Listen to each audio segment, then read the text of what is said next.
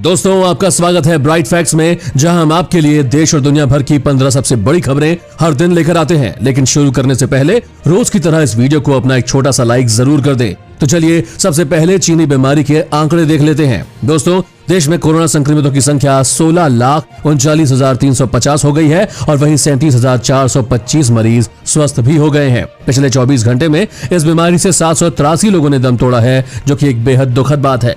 इसी के साथ आज देखेंगे मोदी सरकार ने बदल दिया पूरी तरह से पढ़ाई करने का तरीका। अब बिना स्कूल बैग जाना होगा स्कूल, और कॉलेज को लेकर भी बदले जा चुके हैं ये बड़े नियम। इस खबर को जरूर देखिएगा दोस्तों। साथ ही इस राज्य में नए ट्रैफिक नियम जारी, देख ले वरना देना पड़ सकता है भारी जुर्माना। और साथ ही साथ इस दिन से खुलने जा रहे हैं स्कूल और कॉलेज, आप भी जान ले। साथ ही रेलवे ने बदल दिया अपना ये बड़ा नियम, सफर करने से पहले जरूर जान ले ये बात। और आगे देखेंगे अयोध्या में बनेगी भगवान राम की इतनी ऊंची मूर्ति, देखकर दिल खुश हो जाएगा दोस्तों। इसी के साथ दोस्तों इन सभी खबरों को विस्तार से जानने के लिए इस वीडियो को पूरा जरूर देखें। लेकिन उससे पहले इस वीडियो को बनाने में मुझे बहुत मेहनत लगती है, और इस मेहनत के लिए वीडियो को एक छोटा सा लाइक करना ना भूलें।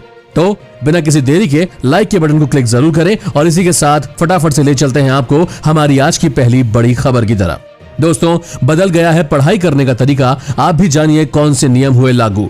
दोस्तों मोदी सरकार की कैबिनेट ने शिक्षा नीति को हरी झंडी दे दी है। 34 साल बाद शिक्षा नीति में बदलाव किया गया है। इस नई शिक्षा नीति में बेहद ही अलग बदलाव है, जिससे अब देशवासियों को अवगत कराया गया है। नई शिक्षा नीति में 10+2 के फॉर्मेट को पूरी तरह खत्म कर दिया गया है। अभी हमारे देश में स्कूली पाठ्यक्रम 10+2 के हिसाब से चलता है, लेकिन अब ये 5+3+3+4 के हिसाब से होगा। इसका मतलब है कि प्राइमरी से दूसरी कक्षा तक एक हिस्सा, फिर तीसरी से 5वीं तक दूसरा हिस्सा, छठी से 8वीं तक तीसरा हिस्सा और 9वीं से 12वीं तक आखिरी हिस्सा होगा। अब सिर्फ 12वीं में बोर्ड की परीक्षा देनी होगी, जबकि इससे पहले 10वीं बोर्ड की परीक्षा देना अनिवार्य होता था, जो अब नहीं होगा। 9वीं से 12वीं क्लास तक सेमेस्टर में परीक्षाएं होंगी, और वहीं कॉलेज की डिग्री 3 और 4 साल की होगी। यानी कि ग्रेजुएशन के पहले साल पर सर्टिफिकेट, दूसरे साल पर डिप्लोमा, तीसरे साल में डिग्री मिलेगी। 3 साल की डिग्री उन छात्रों के लिए है जिन्हें हायर एजुकेशन नहीं लेना है। वहीं हायर एजुकेशन करने वाले छात्रों को 4 साल की डिग्री करनी होगी। दोस्तों आपने कौन सी क्लास तक पढ़ाई की है, हमें लिखकर जरूर बताएं। और अब जानिए इस राज्य में नए ट्रैफिक नियम हुए जारी, देख ले वरना पड़ेगा भारी। दोस्तों उत्तर प्रदेश की योगी सरकार ने राज्य में नया ट्रैफिक नियम लागू कर दिया है। इसके तहत राज्य में अब 2 पहिया और 4 पहिया वाहन चलाते समय मोबाइल पर बात करने पर पहली बार में 1,000 और दूसरी बार पकड़े जाने पर सीधा 10,000 रुपए का चालान काटा जाएगा। ड्राइविंग लाइसेंस में गलत जानकारी देने पर भी आपकी जेब कटेगी। इसके लिए आपको 10,000 रुपए तक का जुर्माना लगेगा। उत्तर प्रदेश मोटर यान नियमावली के तहत बढ़ी हुई दर से जुर्माना लगाए जाने से परिवहन विभाग के प्रस्ताव को कैबिनेट ने 16 जून को मंजूरी दे दी थी, जिसे शासन के आदेश के अनुसार जारी किया गया है। बिना हेलमेट अब 1,000 रुपए जुर्माना होगा, और इसी तरह पार्किंग का उल्लंघन करने पर पहले 500 रुपए पहली बार में और दूसरी बार पकड़े जाने पर 1,000 रुपए होगा। दोस्तों इस चैनल पर हम आपको देश और दुनिया भर की सबसे बड़ी खबरें सबसे पहले और हर दिन बताते हैं। अगर आपको भी ये खबरें अपने मोबाइल पर हर दिन चाहिए तो इस चैनल को नीचे दिए गए इस लाल बटन को दबाकर सब्सक्राइब कर दें, और साथ ही साइड में दिए गए इस घंटी के बटन को दबाकर ऑल पर क्लिक कर दें। दोस्तों अगस्त में इतने दिन बंद रहेंगे बैंक, इन दिनों नहीं होगा कोई भी काम। अगस्त के महीने में अलग अलग छुट्टियों के कारण बैंक पूरे 17 दिन बंद रहेंगे। इस बैंक की छुट्टी में रविवार और महीने का दूसरा और चौथा शनिवार भी शामिल है। सबसे पहले 1 अगस्त को बकरीद की छुट्टी रहेगी। अगले दिन 2 अगस्त को रविवार के कारण अवकाश रहेगा। 3 अगस्त सोमवार को रक्षाबंधन है, जिसके कारण इस दिन बैंक बंद रहेगा। इसके बाद 8 अगस्त को महीने का दूसरा शनिवार है। 9 अगस्त को रविवार है। इसके बाद 12 अगस्त को जन्माष्टमी है, जिसके कारण इस दिन भी बैंक बंद रहेंगे। तो वहीं 13 अगस्त को पेट्रियट डे के कारण इम्फाल जोन में बैंक बंद रहेंगे। इसके बाद 15 अगस्त को स्वतंत्रता दिवस की छुट्टी रहेगी। 20 अगस्त को श्रीमंत शंकरादेव की तिथि पर बैंकों में छुट्टी रहेगी। इसके अलावा आगे 21 अगस्त को हरतालिका तीज है, जिसकी वजह से बैंकों में छुट्टी रहेगी। 22 अगस्त को गणेश चतुर्थी की छुट्टी होगी। तो 29 अगस्त को विश्वकर्मा पूजा की वजह से बैंक बंद होंगे। महीने के अंत में 31 अगस्त को तिरुवोणम की छुट्टी के कारण बैंक बंद रहेंगे। दोस्तों इस वीडियो को देखते रहिए, क्योंकि आगे आने वाला है अंबानी पर टूटा दुखों का पहाड़, नहीं चुका पाए इस बैंक का कर्ज, बैंक ने संपत्ति पर कर लिया कब्जा।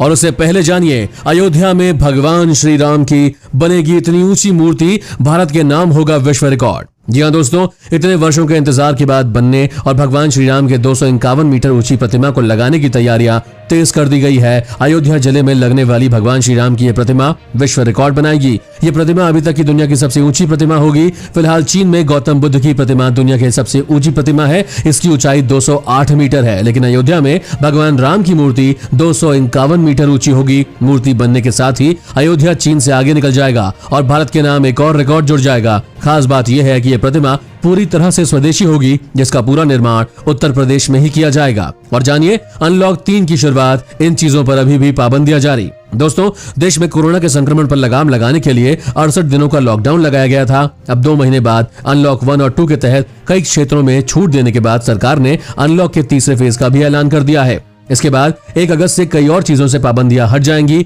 सरकार ने देश भर में अनलॉक 3 के लिए बुधवार को गाइडलाइन जारी कर दिए। इसके तहत कंटेनमेंट जोन के बाहर और अधिक गतिविधियों को अनुमति दी गई है। पहली बार योग संस्थानों और जिम को 5 अगस्त से खुलने की अनुमति दी गई है, लेकिन कई और चीजों हैं जिन पर फिलहाल पाबंदी जारी रहेगी। स्कूल, कॉलेज और कोचिंग संस्थान 31 अगस्त तक बंद रहेंगे। देश भर में मेट्रो रेल की सर्विस फिलहाल बंद रहेगी, यानी दिल्ली सहित देश के सारे शहरों में मेट्रो ट्रेनें अभी नहीं चलेगी और सिनेमा हॉल भी बंद रहेंगे। इसी के साथ जानिए अंबानी पर टूटा दुखों का पहाड़, नहीं चुका पाए इस बैंक का कर्ज, बैंक ने संपत्ति पर किया कब्जा। जी हाँ दोस्तों, बुरी तरह से कर्ज में फंसे रिलायंस ग्रुप के मालिक और मुकेश अंबानी के भाई अनिल अंबानी का बुरा वक्त चल रहा है और यह खत्म होने का नाम ही नहीं ले रहा है। अनिल अंबानी को एक के बाद एक झटके मिल रहे हैं। दरअसल निजी क्षेत्र के यस बैंक ने लोन डिफॉल्ट को लेकर अनिल अंबानी के रिलायंस ग्रुप के खिलाफ कड़ा एक्शन लिया है। बैंक ने 2892 करोड़ रुपए का बकाया कर्ज नहीं चुकाने की वजह से अनिल धीरूभाई अंबानी समूह ग्रुप का हेडक्वार्टर रिलायंस सेंटर जब्त कर लिया है। ये मुंबई के सांता क्रूज इलाके में स्थित 21,000 स्क्वायर फीट का मुख्यालय है। इसके अलावा बैंक ने दक्षिण मुंबई में स्थित नागिन महल के भी 2 फ्लैट अपने नियंत्रण में ले लिए हैं। ये दोनों फ्लैट 1717 वर्ग फुट और 4936 वर्ग फुट के हैं। इस तरह यस बैंक के कब्जे में रिलायंस ग्रुप की 3 संपत्तियां आ गई हैं। और अब जानिए स्कूल कॉलेज खोले जाने को लेकर आई बड़ी खबर, केंद्र सरकार ने लिया ये फैसला। दोस्तों, अनलॉक 3 में गृह मंत्रालय ने तीसरे फेज में कई एक्टिविटी को ये रोक हटा ली है, लेकिन स्कूलों को अभी भी बंद ही रखने का फैसला किया गया है। सरकार द्वारा जारी गाइडलाइन के मुताबिक सभी स्कूल, कॉलेज, कोचिंग सेंटर्स और शैक्षणिक संस्थान देश में 31 अगस्त तक बंद रखे जाएंगे। और गृह मंत्रालय के मुताबिक ये फैसला अलग अलग राज्यों और संघ राज्यों क्षेत्र के सलाह करके लिया गया है। देश में कोरोना के मामले लगातार बढ़ रहे हैं और स्कूल कॉलेज खोले जाने के मामले में फैसला पूरी तरह से असेसमेंट करके ही लिया जाएगा। और अब जानिए 12 अगस्त के बाद रेलवे करने जा रही है ये काम, जानिए क्या क्या होगा बदलाव। दोस्तों, कोरोना काल में रेलवे ने कई बदलावों का सामना किया। इस बीच अब खबर आई है कि भारतीय रेलवे ने एक बड़ा फैसला लिया है। रेलवे ने अपने परिचालन को बढ़ाने की दिशा में विभिन्न रूटों पर ट्रेन चलाने का फैसला किया है और वहीं अब खबर है कि स्पेशल ट्रेनों की संख्या भी बढ़ाई जाएगी। इसके लिए प्रशासन भी पूरी तरह से तैयार है, बस अब बोर्ड का इंतजार किया जा रहा है और माना जा रहा है कि बोर्ड के इंतजार के बाद टिकट बुकिंग की व्यवस्था भी शुरू हो जाएगी। बताया जा रहा है कि बहुत जल्द ही इन ट्रेनों का परिचालन शुरू कर दिया जाएगा। और अब जानिए सरकारी बंगला खाली करते समय प्रियंका गांधी ने दिखाई बड़ी चालाकी, कही ये बात। दोस्तों, कांग्रेस महासचिव प्रियंका गांधी वाड्रा ने दिल्ली के लोधी एस्टेट इलाके में स्थित अपना सरकारी बंगला गुरुवार को खाली कर दिया और उसकी चाबियां केंद्रीय लोक निर्माण विभाग CPWD के अधिकारियों को सौंप दी। वहीं बंगला खाली करते समय प्रियंका ने बड़ी चालाकी दिखाई और अधिकारियों को बंगले का पूरा मुआयना करवाया और कहा कि देख लो, मैं यहाँ से कुछ नहीं लेकर जा रही हूँ, जैसा मुझे मिला था वैसा ही छोड़कर जा रही हूँ। कांग्रेस ने एक बयान जारी करके कहा कि अधिकारियों ने बंगले का पूरा मुआयना किया है और पाया कि ये अच्छी हालत में है। CPWD ने कहा कि प्रियंका ने बिजली, पानी और दूसरे सभी बकाया बिलों का भुगतान भी कर दिया है और सूत्रों का कहना है कि प्रियंका ने मध्य दिल्ली में अपने रहने के लिए जो आवास तय किया है उसकी रंगाई, पुताई और मरम्मत का काम चल रहा है। और अब जानिए चीन पर बैन, भारत ने लिया ये बड़ा फैसला, अब लगाई इस पर भी रोक। दोस्तों, भारत की मोदी सरकार चीन के खिलाफ लगातार बड़े फैसले ले रही है और इसी कड़ी में अब सरकार ने गुरुवार को चीन से कलर टीवी के आयात पर रोक लगा दी है। आत्मनिर्भर भारत की ओर ये सरकार का बड़ा कदम है, वहीं चीन के खिलाफ भी ये एक बड़ा कदम है। इस बारे में विदेश व्यापार महानिदेशालय ने अधिसूचना जारी कर ऐलान किया है कि रंगीन टेलीविजन का आयात नीति को संशोधित किया गया है। इसकी आयात नीति को मुक्त से हटाकर प्रतिबंधित श्रेणी में लाया गया है। बता दें कि चीन भारत में रंगीन टीवी का सबसे बड़ा निर्यातक है। इसके बाद Vietnam, Malaysia, Hong Kong, Korea, Indonesia, Thailand और जर्मनी जैसे देशों का नाम आता है। उससे पहले जानिए सोनू सूद ने अपने जन्मदिन पर प्रवासी मजदूरों को दिया तोहफा, 3 लाख नौकरियों की पेशकश की।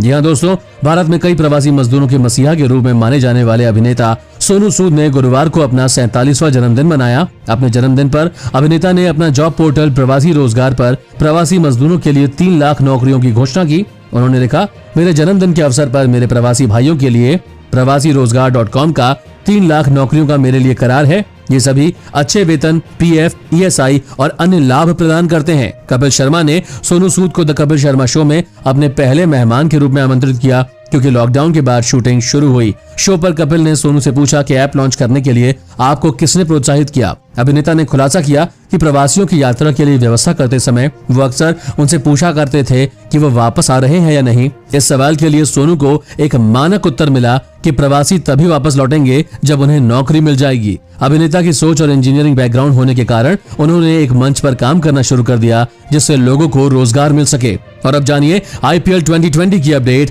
कौन है आईपीएल के 5 सबसे महंगे खिलाड़ी, किसे मिली कितनी रकम। दोस्तों, इंडियन प्रीमियर लीग 2020 का काउंटडाउन शुरू हो चुका है। 19 सितंबर से आईपीएल यूएई के मैदान पर धूम मचाने के लिए तैयार है। आईपीएल 2020 के लिए कोलकाता नाइट राइडर्स ने बड़ा दांव लगाते हुए ऑस्ट्रेलियाई तेज गेंदबाज पैट कमिंस पर भारी बोली लगाते हुए उन्हें अपनी टीम में शामिल कर लिया है। 2 करोड़ के बेस प्राइस वाले कमिंस पर केकेआर ने 15 करोड़ 50 लाख की बड़ी बोली लगाकर उसे खरीदा। इसी के साथ ही किंग्स 11 पंजाब ने ग्लेन मैक्सवेल को 10 करोड़ 75 लाख में, रॉयल चैलेंजर्स बैंगलोर ने क्रिस मॉरिस को 10 करोड़ में और मुंबई इंडियंस ने नथान कोल्टर-नाइल को 8 करोड़ में खरीदा। दोस्तों, आईपीएल में आपकी सबसे पसंदीदा टीम कौन सी है, हमें कमेंट करके जरूर बताएं। और अब जानिए, राजधानी में इस गैंग का डर बढ़ा, बच कर रहें, आप भी बन सकते हैं इनका अगला शिकार। दोस्तों, बीते कुछ दिनों से राजधानी दिल्ली में एक अलग तरह का गैंग सामने निकल कर आया है। यह गैंग ठक ठक गैंग के नाम से जाना जाता है और ये गैंग 4 व्हीलर गाड़ी वालों को अपना शिकार बनाते हैं। इस वीडियो को देखें, कैसे इस वीडियो में 2 आदमी बाइक पर आकर गाड़ी वाले को कुछ बोलते हैं और बाद में जब गाड़ी वाला बाहर निकल कर आता है तो ये गैंग के मेंबर उसे अपनी बातों में फंसा लेते हैं और फिर पीछे से 2 बाइक सवार आते हैं और उनमें से एक गाड़ी में से बैग लेकर भाग जाता है। इस ठक ठक गैंग ने ऐसे ही काफी लोगों को लूटा है। अगर आप भी दिल्ली में रहते हैं तो इस गैंग से जरूर सतर्क रहें। और जानिए, जियो के सामने नहीं टिके एयरटेल, वोडाफोन और आइडिया। जियो ने कराया इतने करोड़ का नुकसान। दोस्तों, रिलायंस इंडस्ट्रीज ने बीते साल के मुकाबले अप्रैल से जून तक के महीने में 182% का उछाल आया है। इसके अलावा रेवेन्यू में 33.76% का इजाफा हुआ और इसी के साथ रिलायंस जियो को कुल 2520 करोड़ का मुनाफा हुआ है। जहां रिलायंस मुनाफे की ऊंचाइयों को छू रहा है, वहीं एयरटेल, वोडाफोन और आइडिया जैसी कंपनी घाटे में चल रही है। एयरटेल को बीते साल भी अप्रैल से जून तक के महीने में 2867 करोड़ का नुकसान हुआ था और मार्च तिमाही में भी कंपनी को 471 करोड़ का नुकसान हुआ था। वहीं कर्ज से घिरे वोडाफोन और आइडिया की हालत खराब है। लगातार यूजर्स के कम होने की वजह से कंपनी को नुकसान झेलना पड़ रहा है। देश के लोग दिन प्रतिदिन जियो की तरफ अपना झुकाव कर रहे हैं और इसे देखते हुए एयरटेल, वोडाफोन और आइडिया कंपनी को जल्द ही कुछ न कुछ प्लान्स की शुरुआत करने की जरूरत है। आगे देखेंगे, ऑक्सफोर्ड की कोरोना वैक्सीन भी सफलता की ओर, जानलेवा नहीं रहेगी बीमारी। और उससे पहले जानिए, चीन के ही हथियार का अब हो रहा उसके खिलाफ इस्तेमाल, अपने ही जाल में बुरा फंसा है ड्रैगन। दोस्तों, चीन इस वक्त पूरी दुनिया में अलग थलग होता जा रहा है और दुनिया के कई बड़े देशों का ध्यान धीरे धीरे उसकी आर्थिक कमर तोड़ने की तरफ लगा हुआ है। भारत की बात करें तो चीन के ऐप पर प्रतिबंध लगाने के साथ साथ कई और व्यापारिक मुद्दों पर भी चीन को करारी मात दी गई है। वहीं अमेरिका और ब्रिटेन ने उसकी बड़ी कंपनी हुआई पर प्रतिबंध लगाकर उसके दर्द को बढ़ाने का काम किया है। इतना ही नहीं, अमेरिका ने इस कंपनी के कुछ कर्मचारियों पर भी पाबंदी लगा दी है और इसके अलावा बीते दिनों चीन के 4 शीर्ष राजनेताओं को भी अमेरिका ने प्रतिबंधित कर दिया है।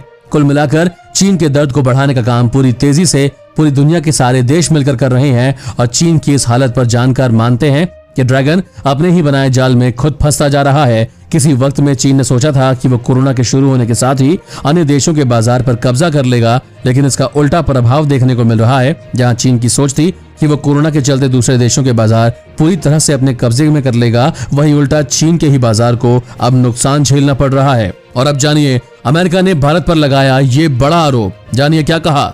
अमेरिका के राष्ट्रपति डोनाल्ड ट्रंप ने अपने एक बयान में भारत को वायु प्रदूषण के लिए कसूरवार ठहराया है।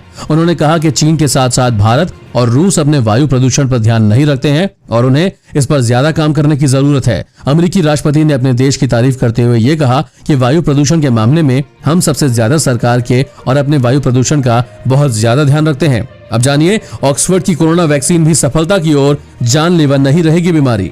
दोस्तों, रूस के बाद अब ऑक्सफोर्ड से भी वैक्सीन को लेकर एक खुशखबरी मिलने वाली है। ऑक्सफोर्ड यूनिवर्सिटी के टीके का बंदरों पर परीक्षण सफल रहा। टीका लगने के बाद बंदरों में प्रतिरोधी क्षमता पैदा हुई और उनमें वायरस का प्रभाव भी कम हुआ। मेडिकल जर्नल नेचर में प्रकाशित अध्ययन के अनुसार अमेरिका के राष्ट्रीय एलर्जी एवं संक्रामक रोग संस्थान के शोधकर्ताओं और ऑक्सफोर्ड ने पाया कि वैक्सीन यानी कि टीका बंदरों को कोरोना से होने वाले घातक निमोनिया से बचाने में सफल रहा। इसी की सफलता के बाद ऑक्सफोर्ड ने इंसानों पर परीक्षण शुरू किए थे, जिसके अभी प्रारंभिक नतीजे सफल रहे हैं। और इसी के साथ जानिए, बैन के खतरे के बीच पबजी ने भारत के लिए अपनी प्राइवेसी पॉलिसी बदल दी। दोस्तों, पबजी मोबाइल के बैन होने या ना होने पर सोशल मीडिया पर पूरी गर्मजोशी के साथ बहस चल रही थी और तभी पबजी ने इंडिया के लिए अपनी प्राइवेसी पॉलिसी ही बदल डाली। गेम चालू करते ही ऐप बताती है कि हमने अभी इंडिया के लिए अपनी प्राइवेसी पॉलिसी अपडेट की है। आगे बढ़ने पर ऊपर पबजी की पूरी पॉलिसी लिखी आती है। इसमें पबजी मोबाइल बताता है कि आपकी जानकारी को कहां रखता है और कैसे यूज करता है। पबजी मोबाइल का कहना है कि इस जानकारी को गेम सर्विस चलाने के लिए, अकाउंट वेरीफाई करने और सिक्योरिटी के लिए इस्तेमाल किया जाता है। अगर आप गेम में कोई खरीद करते हो तब भी आपकी जानकारी का इस्तेमाल होता है। इसके साथ ही गेम में गड़बड़ी वगैरह को भी पहचानने के लिए होता है। दोस्तों, आज की खबरों में बस इतना ही। अगर आपको भी ये खबरें अपने मोबाइल पर हर दिन चाहिए तो इस चैनल को नीचे दिए गए इस लाल बटन को दबाकर सब्सक्राइब कर दें और साथ ही साइड में दिए गए इस घंटी के बटन को दबाकर इस ऑल पर क्लिक कर दें। धन्यवाद।